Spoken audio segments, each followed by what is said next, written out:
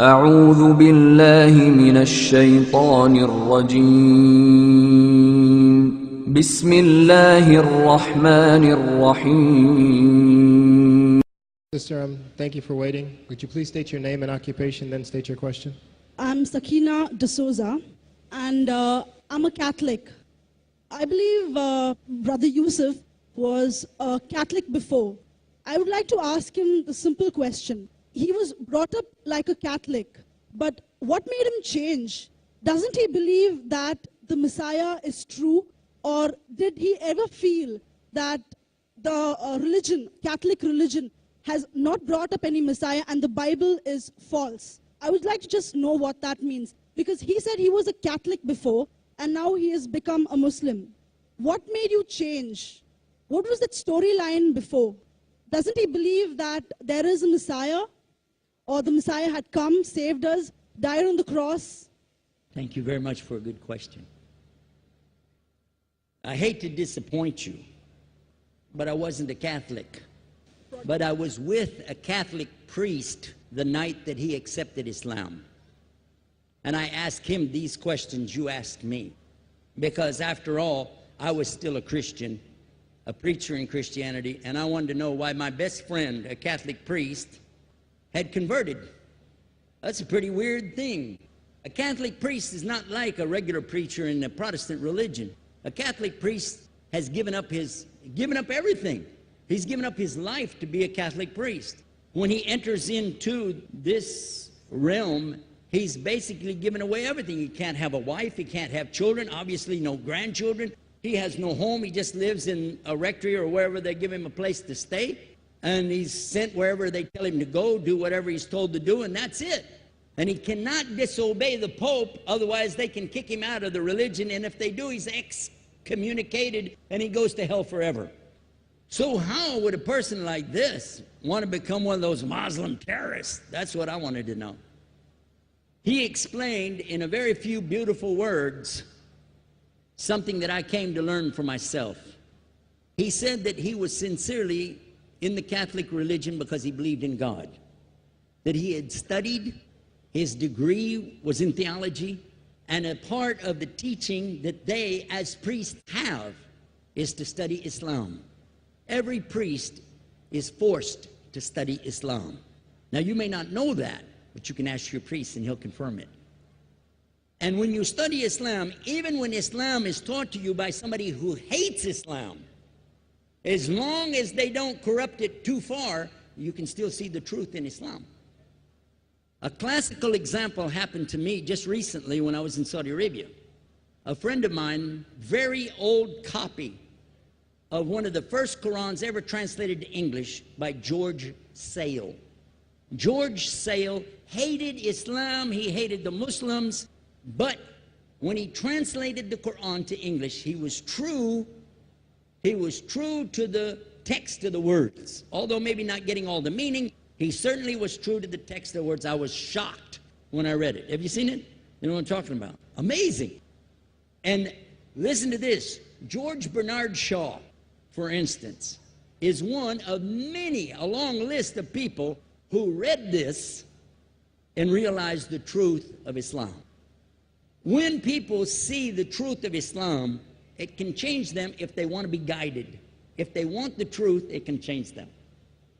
You might think, I'm a Catholic, I'll never be anything but a Catholic. But I'm going to ask you a question, and I want you to be honest. This is not for you to, start a debate, but just be honest. Was Jesus a Catholic?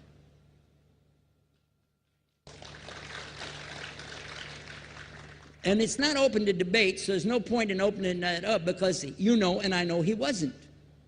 The Catholic Church was in business about 300 years before Jesus was born. It's on their website. Don't go like this. It's on their website. That's where I took it from. The Catholic Church was really started in Rome by Alexander the Great. Do you know what the word Catholic means? It means universal. It was the universal church for the Roman Empire. If you didn't join it, you could not be a Roman citizen. And it was opposed to the teachings of Judaism and opposed to the teachings of the early Christians for more than 200 and some years. And they were diametrically opposed to each other to the extent that it was the Romans killing the early Christians. Now, if you understand that and you go to their website and read, they didn't even take over Christianity until the year 325 AD.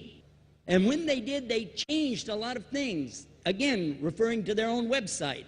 But if you want to check it in Britannica or Americana or grow your encyclopedias, go ahead and read about the Catholic Church.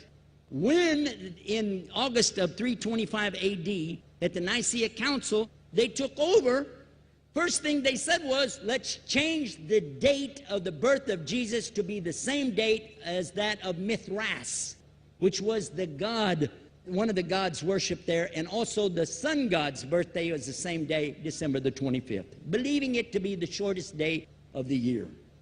And Constantine was a sun worshiper of Sol Invictus. Go to the website, read it for yourself. There are a lot of points, but not the least of which, even today, if you go in any Catholic church, and I have, you'll see so many portraits and statues and idols and images throughout the whole place that for the one who's never experienced that, for a Muslim who knows about these images, he'll be like, whoa, a'udhu billah. Whoa, what's this? The first time I walked in a Catholic church, I was about 10 years old.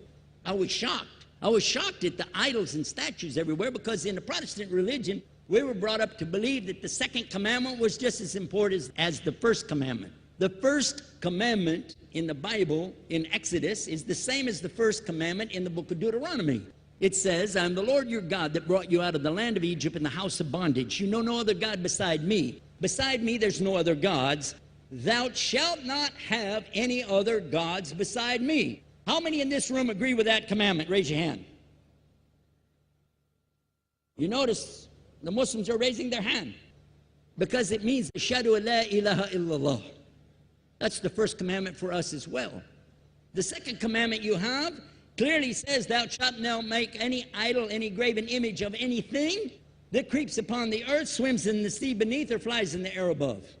And I was sitting in a church one time, sitting there in the morning service, watching, the preacher talk, and, they go on and on and on, and sometimes you lose your train of thought.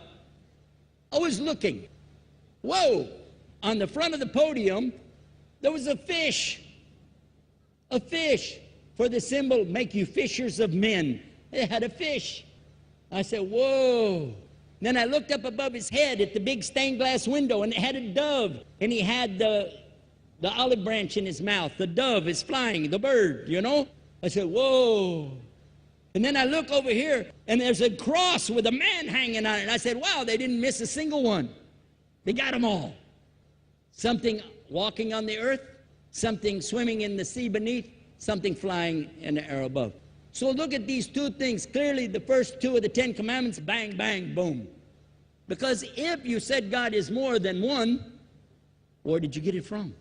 When Jesus is talking to his own companions and they ask him, what's the greatest commandment? Mark 12:29. Clear. The greatest commandment is to know, O Israel, the Lord your God is one God. And you have to love him with all your heart and all your mind and all your strength. And this is no different from what Prophet Muhammad ﷺ was saying, the same thing to his people. Same thing I mentioned in the lecture. This is certainly for us the same. So what you see is Muslims practicing the commandments, and you see people claiming the commandments but practicing something else.